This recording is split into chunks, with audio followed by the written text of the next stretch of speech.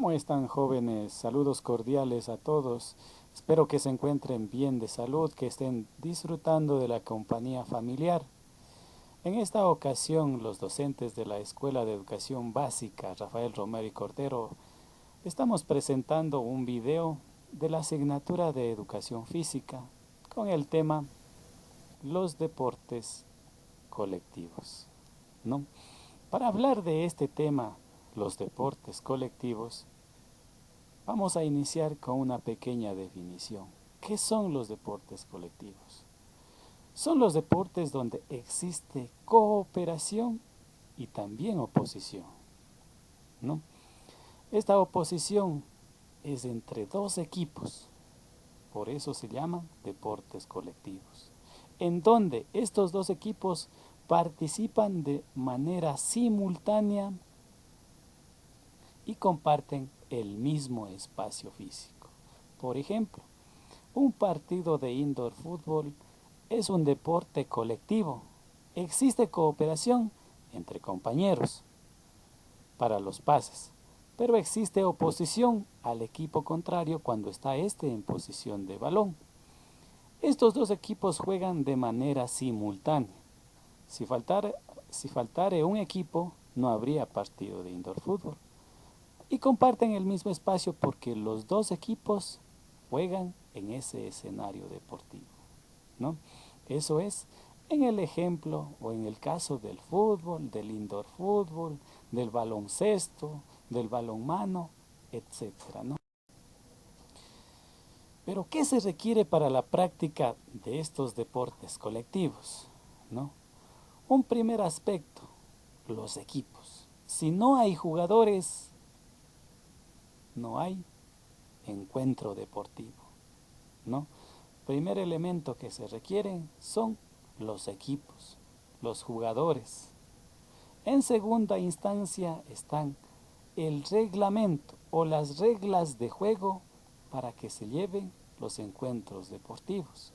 Si no hubiese un reglamento, obviamente, ¿no? Se podrían presentar desmanes, etcétera, ¿no? ¿Qué más necesitamos? Una persona que haga cumplir esas reglas y se llama el árbitro o los árbitros, ¿no? Y por último podríamos decir que requerimos también los implementos deportivos. Puede haber el árbitro, puede haber los jugadores, puede haber el reglamento, pero si no hay un balón de fútbol, simplemente ya no se juega, ¿cierto? Dentro de los implementos están, por ejemplo, ¿no?, el balón o los diferentes balones, las protecciones, los uniformes y hasta los campos deportivos. Eso es lo que se requiere para que se lleven a cabo los deportes colectivos. Estos deportes también se clasifican o tienen una clasificación, ¿no? Una de ellas es que son deportes de cooperación y otros son deportes de cooperación y oposición, ¿no? Hay otras formas de clasificar los deportes colectivos, pero la más común es esta. ¿Por qué se llaman deportes de cooperación? Porque son deportes en los cuales solo un equipo está presentándose, ¿no? Por ejemplo, en el caso del acroesport, un equipo quiere realizar su presentación, así que se va a su pista y se presenta solo ese equipo. ¿Por qué? Porque necesitan el audio y un equipo de jueces que estén con la mirada sobre ese equipo. Otro ejemplo, el nado sincronizado, por ejemplo, ¿no? En una piscina no puede haber dos equipos, debe haber solo uno y los árbitros estarán calificando a ese equipo. Esos deportes son de cooperación, ¿no? Porque se presentan de manera alternada, se podría decir. Primero se presentará el primer equipo, luego el segundo, el tercero y así sucesivamente. Y su calificación es en base a puntuación de los jueces. En cambio, los juegos de cooperación-oposición se llaman así. ¿Por qué? Porque se coopera con los compañeros mediante los pases para conseguir un objetivo que es el gol. Pero se hace oposición cuando el equipo contrario está en posesión de balón. Ejemplos están, por ejemplo, como el caso de el fútbol, el baloncesto, el ecuavóley, ¿no? Muy conocido por nosotros, otros también que no están aquí incluidos, como pues el voleibol, el rugby, el tenis, etcétera, ¿no? Esa es la clasificación de los deportes colectivos, la clasificación más común. Los deportes colectivos de cooperación y los de cooperación y oposición.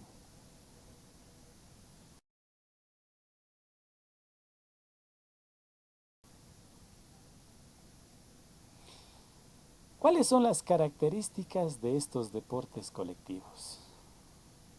Primero, ¿no? Dependen de la especialidad o de la disciplina deportiva. Cada deporte, cada disciplina deportiva tiene sus propias características. Entre ellas, por ejemplo, el número de jugadores depende de cada deporte. En el caso del fútbol se requieren 11 jugadores en cancha y 5 suplentes. Esa es la característica del fútbol en cuanto a número de jugadores. En el caso del indoor fútbol, en cambio, se necesitan 6 jugadores en cancha y hasta 3 suplentes. Característica del indoor fútbol en cuanto a número de jugadores. En el caso del baloncesto, 5 jugadores en cancha y 5 suplentes. Cada deporte tiene sus propias características, ¿no? Otra característica, cada deporte se lleva a cabo o se desarrolla o se juega en diferente campo de juego. Por ejemplo, el nado sincronizado se lleva a cabo en una piscina. El indoor fútbol se lleva a cabo en una cancha de cemento. Y el fútbol en sí mismo se lleva a cabo en una cancha de césped. Otra característica de los deportes colectivos, las reglas. Cada deporte tiene sus propias reglas. Por ejemplo, el fútbol, entre sus reglas está que se debe jugar dentro del tiempo de juego, 90 minutos, divididos en 2 periodos de 45 minutos. En el caso del indoor fútbol, en cambio es diferente. Son 40 minutos divididos en 2 periodos de 20-20. En el caso del baloncesto, totalmente diferente, ¿no? Ahí se dividen en 4 periodos. En total se juegan 40 minutos, pero divididos en periodos de 10 minutos cada uno. Otra característica, los jugadores, ¿no? Los jugadores tienen sus características. Por ejemplo, ¿no? Los deportes del rugby, por ejemplo, se requieren que sean altos, fuertes, musculosos, porque es un deporte de contacto, ¿no? En el caso del ecuavóley, el colocador se requiere que sea alto, ¿no? Así también dentro de estas características, los jugadores tienen que acoplarse a las reglas del deporte. Por ejemplo, en el fútbol tienen que jugar con los pies, en el balonmano con las manos, en el baloncesto con las manos, etc. Es decir, cada deporte tiene sus propias características. Requisitos para la práctica deportiva. Ustedes saben, ¿no?, que uno de los requisitos para la práctica deportiva en el caso profesional se requiere habilidad. Pero en el caso de que quiera practicar cualquier persona, se requiere este aspecto, ¿no? Para la práctica deportiva, cada deportista, cada jugador debe realizar un calentamiento previo para evitar las lesiones y poner su cuerpo a punto para la práctica deportiva, es decir, listo para evitar lesiones, etcétera, ¿no? Un calentamiento tiene tres partes, ¿no? La primera parte es los ejercicios de movilidad articular, que pueden ir desde arriba hacia abajo o de abajo hacia arriba, con movimientos del cuello, de los hombros, de la cintura, de las rodillas y de los tobillos, ¿no? El segundo aspecto del calentamiento es los ejercicios de estiramiento muscular, estiramiento de los músculos de los brazos, pectorales, abdominales, músculos dorsales, músculos de los miembros inferiores, como estamos viendo en el ejemplo, con la imagen. Y tercero, los ejercicios de calistenia o calentamiento en específico, ¿no? Que pueden ser trotes, desplazamientos, saltos, carreras con elevación de rodillas, de talones, skipping bajo, skipping alto, etc.